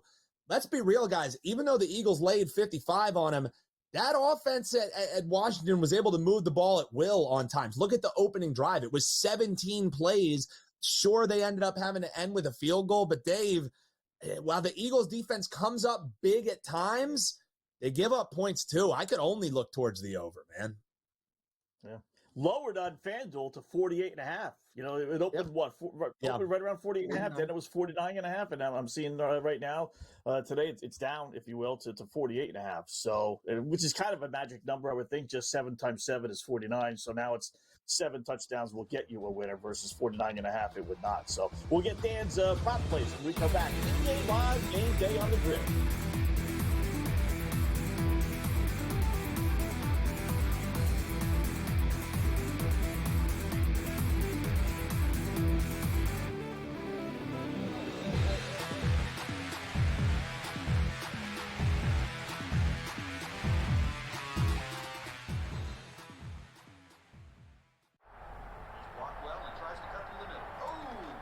Your gut says Miami is going to win, and you should take the over. Your gut also said your NFT selfies would only go up in value. They didn't. But your head is on SportsGrid and knows the QB is in concussion protocol. The backup has a 45 QBR against the zone coverage. The New York D has the most sacks in the league. So yeah, trust your head. It's smarter to be on SportsGrid. You want me to solve all this tush-push and fourth down malarkey that goes on with the officials? Here's a crazy idea. Get rid of the worst rule in the NFL, and that is forward progress. How about this? Where I knock your ass in the ground is where the ball goes, period. Let's end this whole conversation. Like, if I drop it back 4 yards, then you lost 4 yards. If we get rid of forward progress, this tush-push and everything else is taken care of. Where I put your tail on the ground is where the ball goes, end of conversation. It's the dumbest rule and the most arbitrary rule. The only thing that is a worse call in the NFL than forward progress is the punt that goes out of bounds when you watch the official walk down the sideline having absolutely no clue where that ball crossed over. All I can think of is that Price is Right can go do-de-do-de-do, do-de-do-de-do, as he's walking down the sideline, arbitrarily trying to figure out where the ball crossed over because he's got no clue. The Early Line, only on SportsGrid.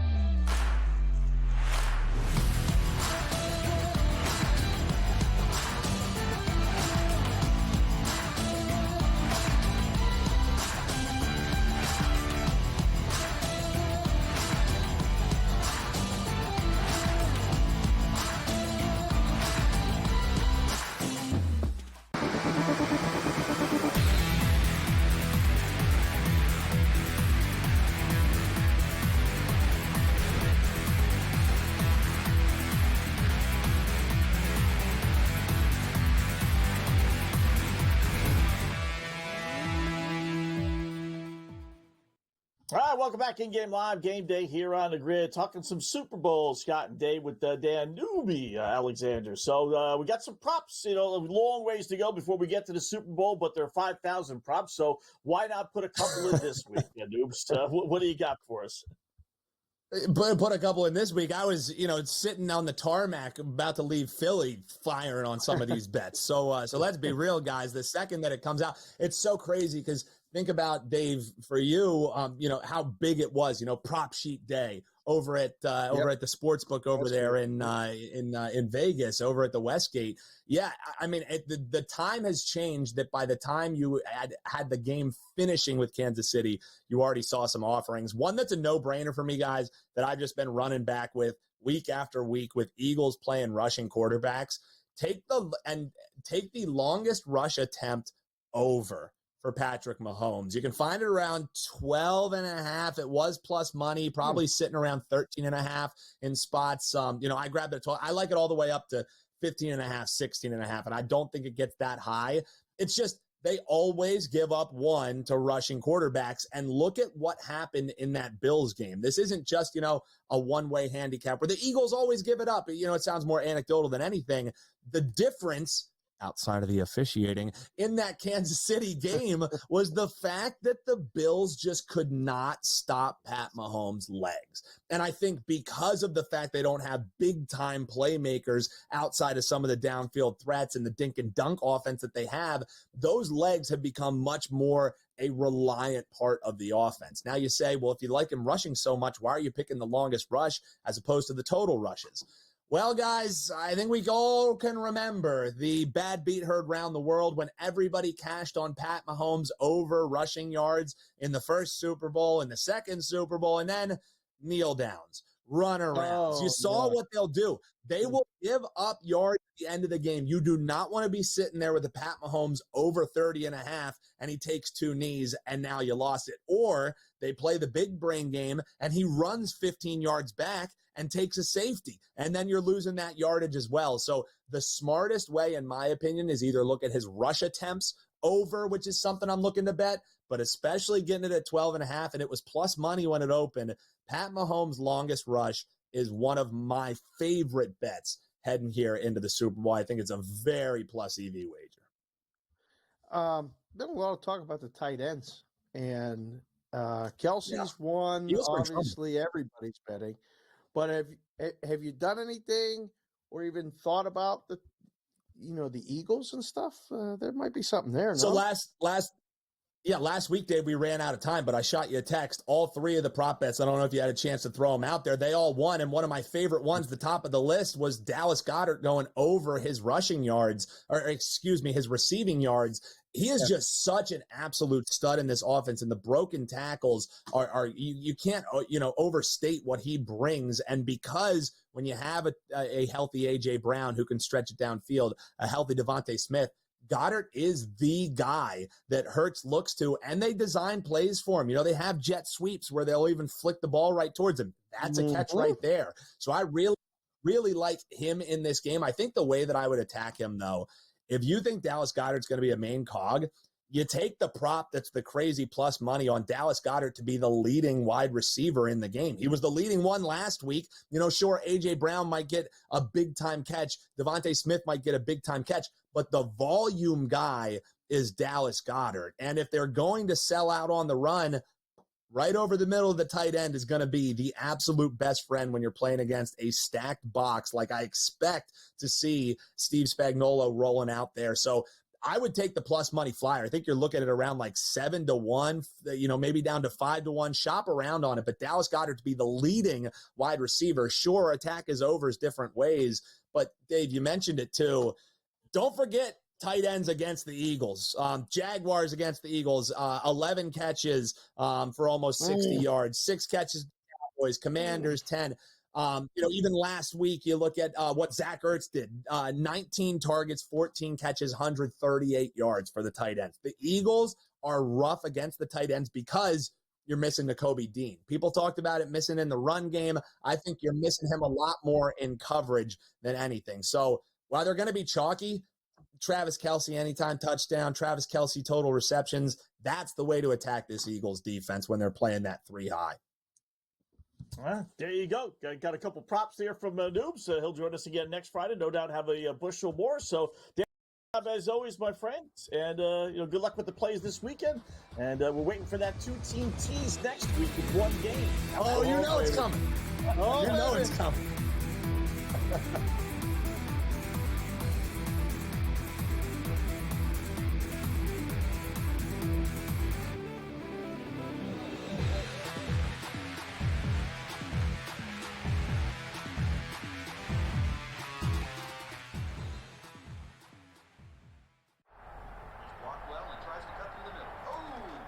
Your gut says Miami is going to win, and you should take the over. Your gut also said your NFT selfies would only go up in value. They didn't. But your head is on SportsGrid and knows the QB is in concussion protocol. The backup has a 45 QBR against the zone coverage. The New York D has the most sacks in the league. So yeah, trust your head. It's smarter to be on SportsGrid. You want me to solve all this tush-push and fourth down malarkey that goes on with the officials? Here's a crazy idea. Get rid of the worst rule in the NFL, and that is forward progress. How about this? Where I knock your ass in the ground is where the ball goes, period. Let's end this whole conversation. Like, if I drop you back 4 yards, then you lost 4 yards. If we get rid of forward progress, this tush-push and everything else is taken care of. Where I put your tail on the ground is where the ball goes, end of conversation. It's the dumbest rule and the most arbitrary rule. The only thing that is a worse call in the NFL than forward progress is the punt that goes out of bounds when you watch the official walk down the sideline having absolutely no clue where that ball crossed over. All I can think of is that Price is Right game go do-de-do-de-do, do-de-do-de-do, as he's walking down the sideline, arbitrarily trying to figure out where the ball crossed over because he's got no clue. The Early Line, only on SportsGrid.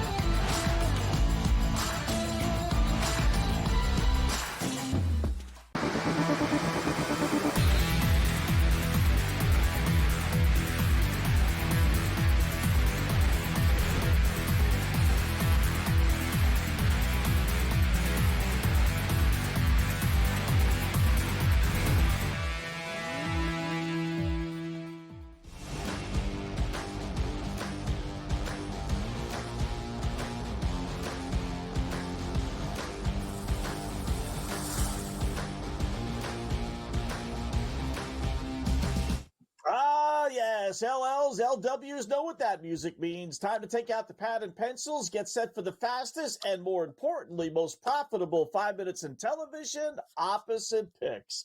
What are Opposite Picks, you newbies ask? Well, we give you 7 games, 7,000 reasons why we like one team, and then we go opposite. Why? Because despite all the stats, trends, hunches, systems, injury reports, weather reports, and everything else, nobody beats the boys in Vegas. Proving it again last week, nice 4-3 to our college basketball system. So for 2 weeks in, we're now 7-7. So here we go. First of our 7-pack tonight. How about Arizona, Dave, laying 7.5 against rival Arizona State? Great rivalry, Yes. right? Or is it? Yes. Can it be a rivalry if one team just dominates the other? Because that's been the case here. Arizona has owned this series going, get this, 66-19. That is 47 games over 500 since 1984. 49 of those 66 wins have come by 9 points or more, including their last 7 wins against Arizona State. State head coach Bobby Hurley, money burning, your bookie will call you 4-15 against Arizona. How does this poor guy still have a job, for goodness sakes? Arizona head coach Tommy Lloyd, 6-1 against Arizona State. Love Arizona here, laying only 7.5.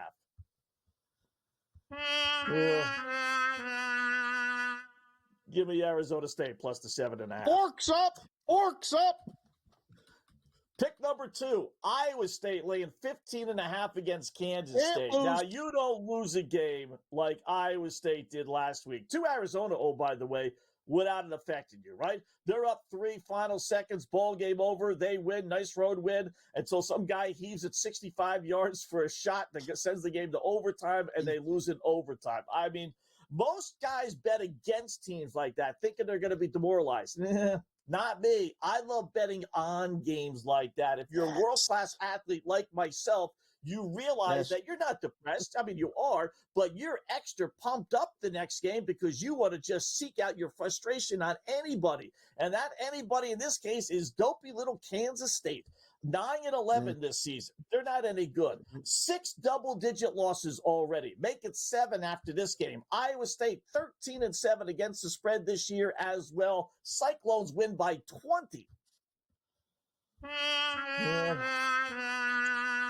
Give me Kansas State plus the 15.5. You got me so fired up, I put the headband on. Let's go. Keep it going. Go. Pick number 3. Wisconsin laying only a 1.5 at Northwestern. Are the boys in Vegas giving us an early Easter present? Are you kidding me? Bad time for the awful Wildcats of Northwestern to be facing whiskey. Why? Because 16-5 Badgers blew a late lead at Maryland last game and will be out for blood. Again, another bounce-back spot team. What better opponent than Northwestern? They are 19-6. Their last 25 versus Northwestern is Wisconsin, including 9-2 at Northwestern. So don't think being home is going to help the Cats. 15 of their last 17 wins by Wisconsin have come by 8 points or more. Cats only 3-7 in conference play. They've lost 6 of their last 9. They stink. They're in no position to beat Wisconsin, which, oh, by the way, is 8-2 its last 10. Love Wisconsin. Basically, pick them. Give me Northwestern plus the 1.5. Pick number 4, Louisville, laying only 8.5 at Georgia Tech. Boys in Vegas are missing the beat on this game, Dave. I mean, Louisville is the class of the ACC, this side of the Dookie Pukies. They're better than North Carolina. They're better than SMU. They're better than Clemson. Strange, they are getting more respect from your boys for being such a major program, right? 9-1 in ACC play, 16-5 overall. 4 of their 5 losses have come against ranked teams, and the other one was against Oklahoma, which is semi-ranked team. They've won 10 straight games, including 8 by double digits. Georgia Tech is only 9-12 overall, 3-7 in the god-awful ACC. They've lost 5 of 6. I love Louisville here. Give me Georgia Tech plus the 8.5. That's a tricky one. That one's tricky. Keep going. Pick number 5, Michigan State laying 5.5 at USC. State is the hottest team in the nation. They may be the quietest team that's 18-2, Dave, in the history of college basketball. I mean, nobody is talking about them. It's all SEC, ACC, Dookie Pukies, right? But Michigan State's won 13 straight, 8 by double digits. They have wins over North Carolina, Illinois, Rutgers, and at Ohio State. They're a nifty 70s terms. 13-7 against the spread this season. USC just 4-5 in the Big Ten. And outside of a win against Illinois, their list of wins have come against the bunch of who's who of nobodies in college basketball. They don't stand a chance against Michigan State and Tom Izzo. Give me USC plus the 5.5. Nifty. Nifty. Bring back Nifty. I love Nifty and keen. Number 6, San Jose State laying 9 at Air Force or against Air Force. Air Force, they're battling 4 other clubs to be the worst in college basketball. I mean, they're 3-18, 0-10 in Mountain West play. 6 of their losses have come by double digits. They've lost by 7 at home to San Jose State a couple of weeks ago. No reason to think they can't lose by 9 on the road here. They are ranked 7th.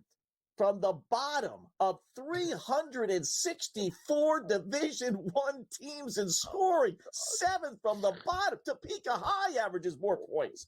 They're just one of the worst against the spread teams in the nation as well, 8-13. And oh, by the way, I buried the lead, as they say in our industry. San Jose State is the 2nd best against the spread team in not California, not the Mountain West, not just the West Coast. How about all of college basketball? Again, 364 teams, and they are 2nd best at 16-4 against the spread. Love San Jose State at home.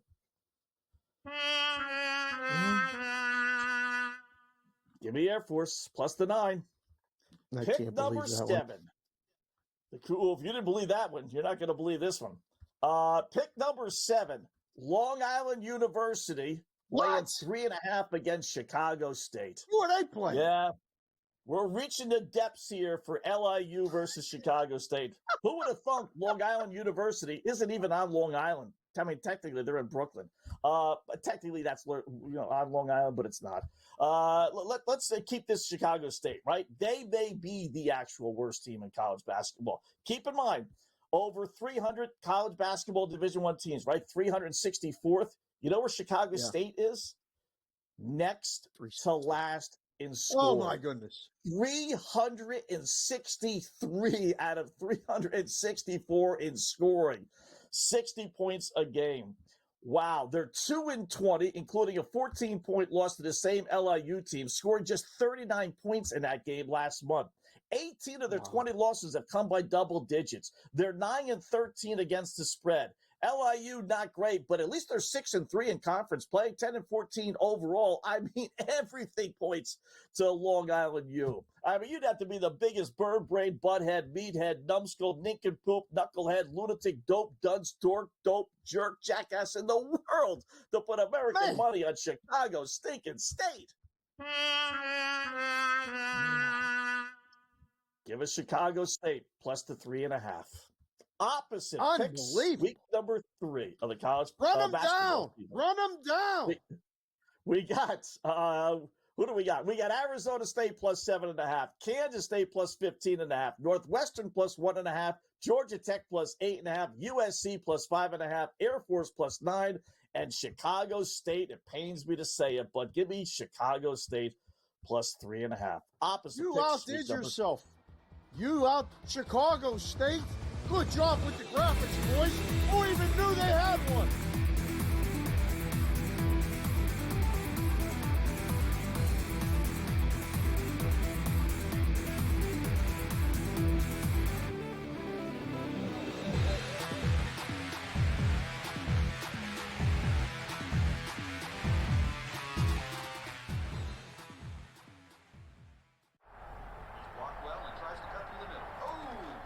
Your gut says Miami is going to win, and you should take the over.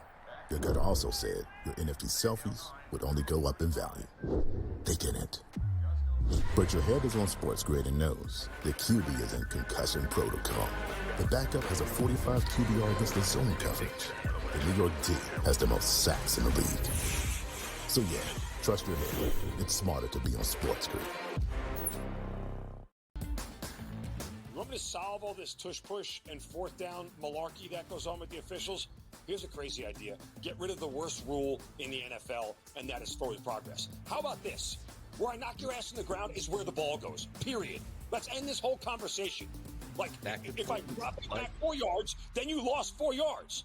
If we get rid of forward progress, this tush-push and everything else is taken care of. Where I put your tail on the ground is where the ball goes, end of conversation. It's the dumbest rule and the most arbitrary rule. The only thing that is a worse call in the NFL than forward progress is the punt that goes out of bounds when you watch the official walk down the sideline having absolutely no clue where that ball crossed over.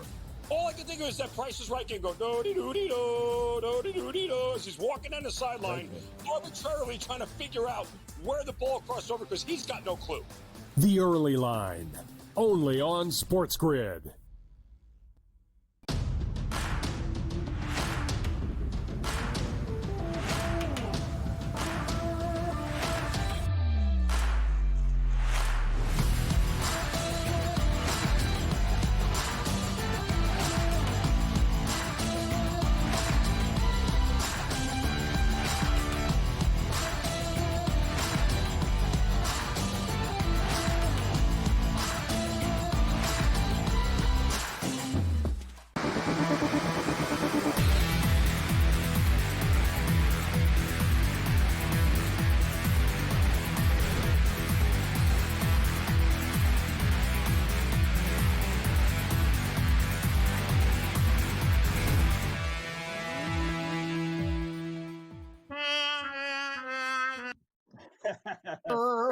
It was so good. We run it back.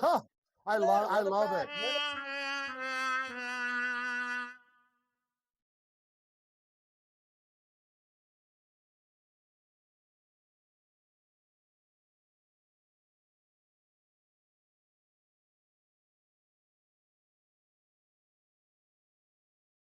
Cougars. Man, those guys, remember that year they were like set a record for almost like futility? Like he was 2 like their years ago. voice. Yeah. Oh, yeah. Yeah, he was the voice of the team, too. Like, we were getting like 45 and a half with these guys. Ooh, they lose by 43, we cover. Like, it was amazing. Like, I love Chicago State. Friend of the program. Oh, gosh. Yeah. They're not much better now at 2-20, I got to tell you. Next to last in scoring. I find that amazing. Next to last. Tough program. Yeah. Yeah. So, Struggling. Cam Stewart joining us here. So what do you got on your plate tonight, Cam? You know, the sucker line of the night, speaking of sucker lines, right, was to me the Columbus line. I get it's a backup goaltender. We looked it up, 0-7 on the backs are the Blue Jackets, but still, they're playing well. Utah is not. We like Columbus, or I like Columbus. What about you? What's on your board tonight? Scott, we agree. And Dave, last night Gabe and I gave everybody the warning. Watch out. Trap of the night, the parlay buster, CBJ, and they beat Vegas. But I'm telling you about this hockey stuff. We're doing Sport Night Rage last night, and I go up to Morency. He's like, Detroit's plus 2.5. And I'm like, I'm watching the game. They're playing good. So we smash it, and then I hit the money line too, plus 4. They come back and win in a shootout. I'm telling you, these hockey dogs, like, it doesn't matter if you pick, like, Dave, I can't lie. I took the Sharks, but I have an addiction. You know that. It's a real problem. Like, that's how I feel about this game tonight, though, Scott. I'm like, why the hell are the Seattle Kraken laying like 210 against the Sharks when the Sharks can play? Well, they murdered them. Tonight, I actually like Utah in this game, but I took regulation on my book minus 128 right now. So I'll take the Utah Hockey Club to win in regulation against Columbus. I don't know what's going on with the St. Louis Blues. Like, I had them plus 3.5 before I started the show. They're down 4 now, so that's not going well. Yeah. And Buffalo just scored. Oh, Buffalo! Excellent! Whoa. I need them to beat the Predators. Scott, I'll tell you right now. 8.5. Oh, yeah, no, because it's 4-3. It's 4-3 late, Dave. Here's the deal. All right. This is what we do. Buffalo Sabres, this is how you bet them. To score first goal, yes. Pre-game, if they're a big dog, yes. They go up 2. The minute they go up 2, you hit the other side. Nashville. Get them at plus money. Sit back. And they did it again. Scott, they're up 2-0 before the game even starts. Nashville comes back. They tie it 2-2 at the end of the period, and then it becomes a dogfight. They do this all the time. The Buffalo Sabres will score the first goal of a game. It's the best bet. And then sometimes they go up 2 or 3-0, and then you take the other side. The only time they pulled away was when they beat Boston 7-2, guys. So it's just a trend that I've been noticing with that team. They come out of the gates hot all the time. And then the game, sometimes they even trail, and they're either going to get blown out, but tonight they came back. So you can get these guys at plus money. Scott, a lot of my golfers are lingering this week. So I was going to ask you, how did the golf go? We got guys everywhere. We got guys everywhere. Shout out to Brady Cannon. Tom Kim shot a 65 today with his new Scotty Cameron putter. He's in the mix. You know what the best thing about Scheffler is? The guy hits one in the ocean and he still pars the hole. This guy's some kind of Houdini. Like, it's like, I got another problem though. You should be hitting 3 off the tee. The ball's in the water. Like, I don't know. Anyway, I don't understand like it's a rule, but it's stupid because other tournaments, they don't have the same lateral penalty and whatever. But if you hit one in the ocean, in my opinion, the problem is he's relying these other guys. Oh, don't worry, Scotty. It didn't go over the line, that it went here and there or whatever. Like, that's the thing. It's such a loose rule. And other guys are hitting 3 from the tee. He gets to drop a ball and then he takes a par. It's an issue that I have with golf. It's like different strokes for different folks, popular players and people around. But anyway, that's a story for another day, Dave. We got our boy Cole's lingering. We got Tom Kim lingering, Brady's guy. Like, a lot of guys like T13 or better heading into the weekend. So, like, all the guys we have are right there. So and you know what, Scott?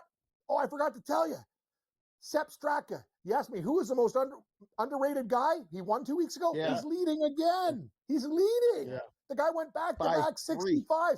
I'm going to start taking this guy every week. He was crazy. He's like 55-1 because Scotty Scheffler's in the tournament. Rory McIlroy's in the tournament. Justin Thomas. I'm telling you, people, Sepp Straka. And you want to hear the craziest stat, Dave? Listen to this. I told you about Georgia. Sepp Straka, Georgia. Last week's winner, Harris English. First round leader, Russell Henley, Georgia. Second round leader, Sepp Straka, Georgia. In the last 2 tournaments and 2 rounds, every Georgia Bulldog is at the top of the leaderboard in the last 10 rounds of golf. Jeez. So Can do you think can you Seth believe will that? be in the final? Do you think he'll be in the final group on Sunday? I you do, think Dave. Seth Stroh? I do. Okay. You're not going to get a number. It's one of those things you're not going to get a number on him. But this guy starts the tournament like 50-1, 60-1. He's one of those guys that doesn't get the respect, but he's a world-class player. That's the thing about golf. Only one guy wins the tournament. But I'm telling you, I watched this, like every shot of this stuff. This guy is not afraid of anyone, and he gets great value. So, like, you know, a couple other my losers will stumble on Sunday. He's the type of guy, like, he won a tournament. He won 2 weeks ago.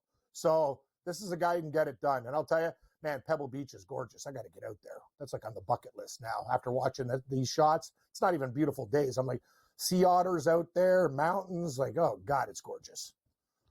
Wish I had money, Scott. Need more winners. I was going to run this by you. Why don't you go to the Waste Management? Tell your girlfriend to shoot down next week down to Arizona if you got a couple days off. I know it's going to be warm.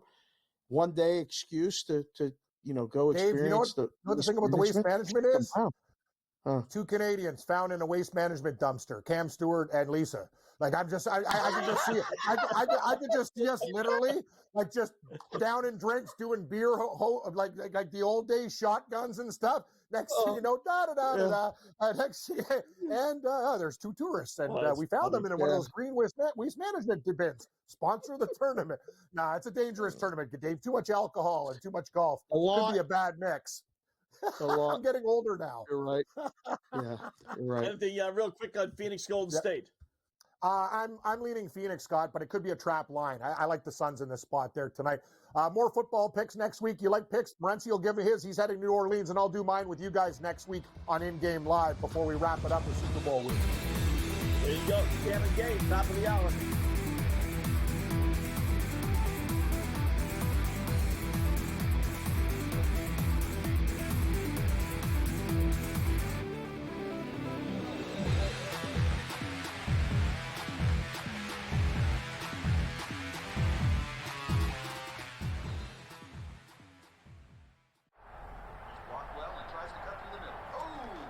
Your gut says Miami is going to win, and you should take the over. Your gut also said your NFT selfies would only go up in value. They didn't.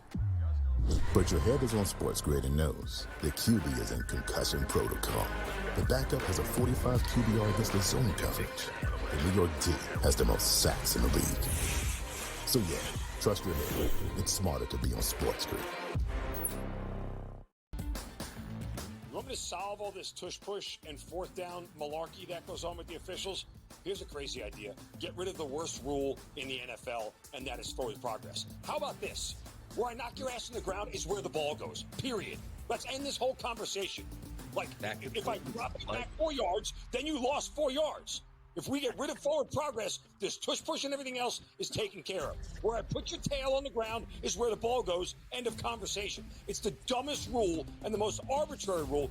The only thing that is a worse call in the NFL than forward progress is the punt that goes out of bounds when you watch the official walk down the sideline having absolutely no clue where that ball crossed over. All I can think of is that Price is Right game go do-de-do-de-do, do-de-do-de-do, as he's walking down the sideline, arbitrarily trying to figure out where the ball crossed over because he's got no clue. The Early Line, only on SportsGrid.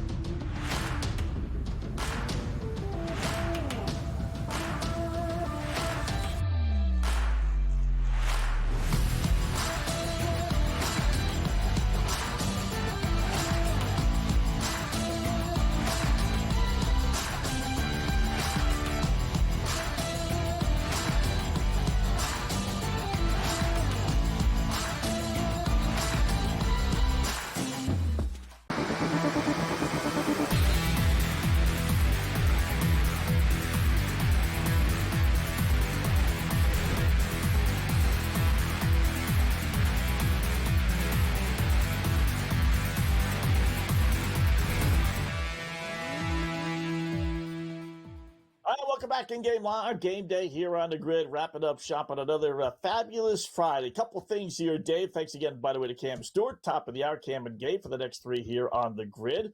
We talked about the Heckle and Jekyll Boston Celtics, right? 98-95 Celtics lead. midway through, early fourth quarter, 9 minutes left. But it's a close game in which, again, they're double-digit favorites, and at this point, they might not win the game. Do want to throw out an NFL prop at you, and we'll do this a lot next week. But how about over? I know these are goofy, but over 3.5 rushers for the Eagles at plus 118.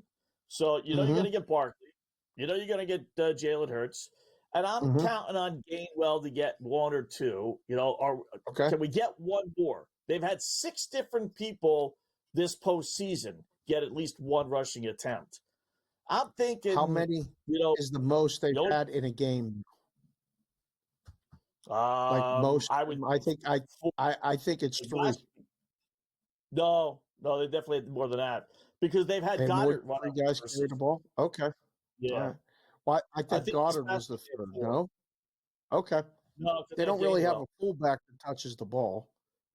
So they had 6 against Washington. Barkley, Shipley, Hurts, Goddard, Gainwell, Pickett even.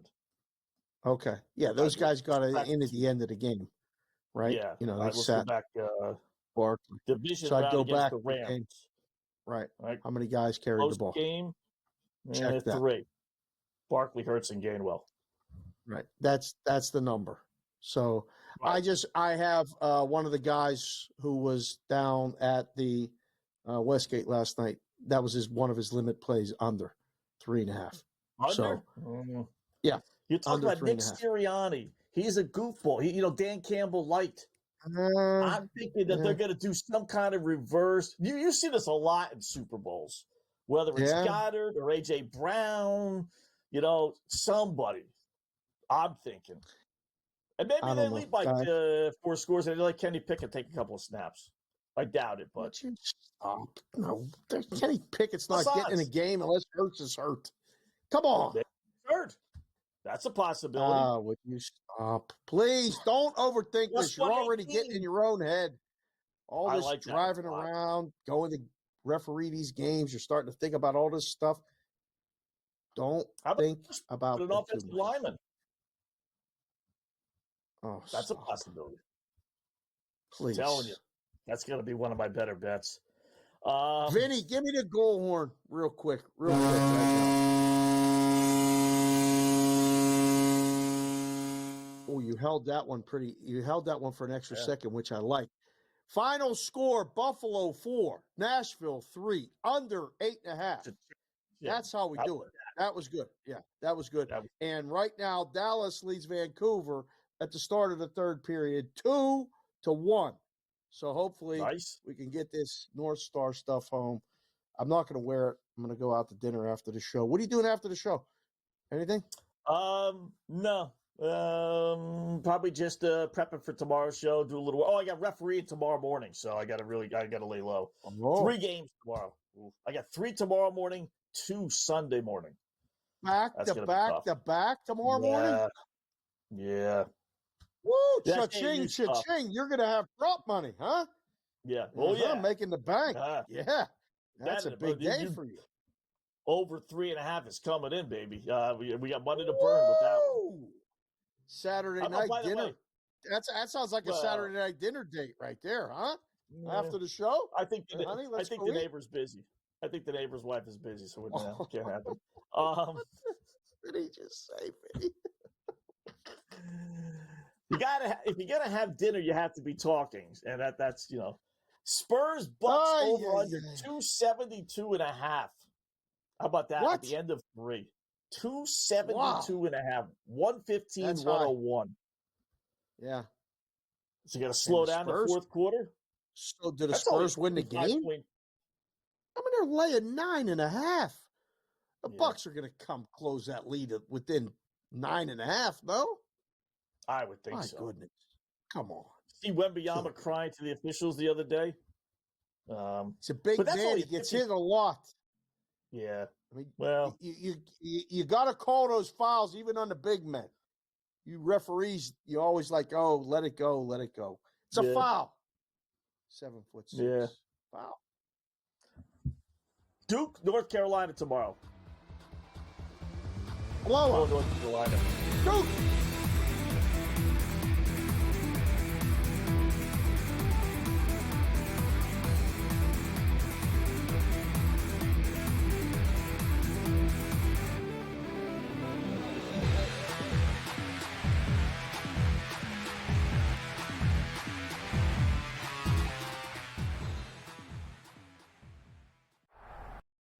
talk about it failing and always putting the square peg into the round hole. We're going to run it. We're going to try and play these lower scoring games. They didn't score over 17 points in the 5 straight losses. There's a chance for the Ravens to execute.